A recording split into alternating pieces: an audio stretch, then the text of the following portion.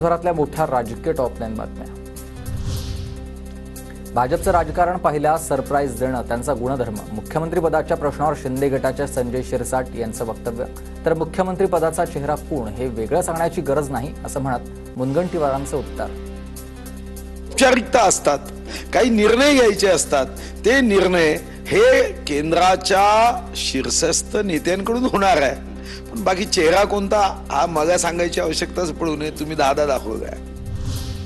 Police यंत्रणा हातात ठेवण्यासाठी एकनाथ शिंदेंना गृहमंत्रीपद हवंय। त्याच यंत्रणेचा वापर करून शिंदे भाजपच्या अंगावर जाऊ शकतात।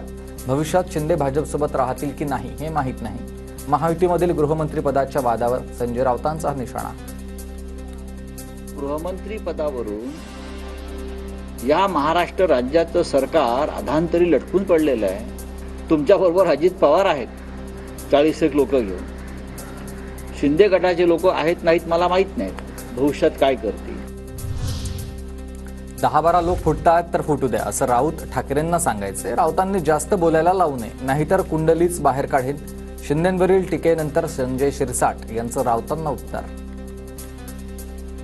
संजय राऊत त्या उद्धव साहेबांना सांगायचे, साहेब ते 10-12 लोक आहेत, फुटले तर फुटले, आपण मजबूतीने उभं राहू, जास्त बोलायला लावू नका। नसता एक दिवस तुमची सगळी कुंडली जेव्हा मी बाहेर काढेल ना, मग तुम्हाला कळेल की तुम्ही काय काय केलं आणि कुणाला हाताशी धरून केलंय। गृह खातं आमच्याकडे असतं तर मविया सरकार पडलं नसतं। ठाकरेंनी सीएम असताना गृह खातं स्वतःकडे ठेवायला हवं होतं, संजय राऊतांचं हे वक्तव्य आहे। दरम्यान मविया सरकारच्या काळात गृह खातं राष्ट्रवादीकडे होतं। जेव्हा आम्ही त्यांच्याशी पूर्वी चर्चा करायचो तेव्हा ते सांगायचे की उद्धव ठाकरेंनी गृह खातं दुसऱ्या पक्षाला द्यायची चूक करू नये। गृह खातं, विधानसभेचं अध्यक्षपद त्या काळात जे संवेदनशील विषय होते, त्यांच्यामुळे आमचं सरकार पडलं। आता पडलं नसतं।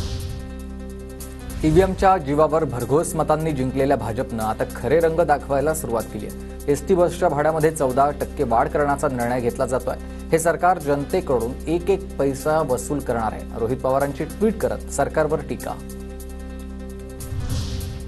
राजकारण हे असंतुष्ट आत्म्यांचं सागर आहे। इथं कुणीही समाधानी नाही। प्रत्येकाच्या महत्वाकांक्षा मोठ्या आहेत, त्यामुळे जीवनातील आनंद हरपलेला आहे। राज्यातील सत्ता स्थापनेच्या पार्श्वभूमीवर नितीन गडकरींचं हे वक्तव्य आणि त्यामुळे चर्चांना उधाण। ये अतृप्त आत्माओं का महासागर, तो लोग हंसने लगे, तो मैंने यहाँ हर आदमी दुखी है।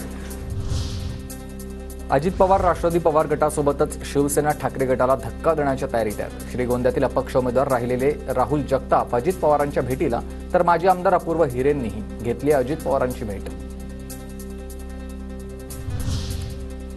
शरद पवारांचे खासदार सुरेश म्हात्रेंचीही सागर बंगल्यावर देवेंद्र फडणवीसांसोबत भेट।